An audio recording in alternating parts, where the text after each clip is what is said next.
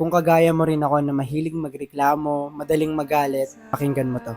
One of my favorite habits na ginagawa ko ngayon, and I'm trying to make it better every day, is not to complain. Nasubukan mo na bang hindi mag-complain sa buong araw? Hindi magalit sa isang araw. Kasi kung hindi pa, dapat subukan mo ito. Believe me or not, kapag masyado tayong nakafocus sa reklamo, sa galit, or sa problema na binigay, is lalo lang lalala, lalong a-attract na maraming problema. So to avoid those negativity, kailangan mong mag-focus sa solution. Instead na magalit ka, magpasalamat ka. Magpasalamat ka dahil bagong learnings kang natutunan. Just try not to complain in a day.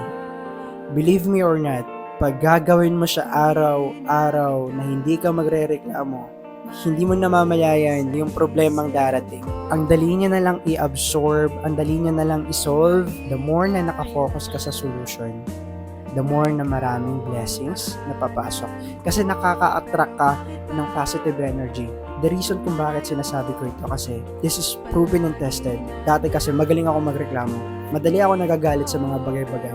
When I tried not to complain in a day, sobrang gaan ng pakiramdam. Ang dali niyang ma-fix, mas maraming solusyon na darating. So yung energy mo, hindi siya nakafocus sa problema, nakafocus siya dun sa solution. Kaya ikaw, kung katulad mo rin ako dati na puro galit at reklamo na lang, dapat simula ngayon, puro pasasalamat na lang ang lumalabas dyan sa bibig mo.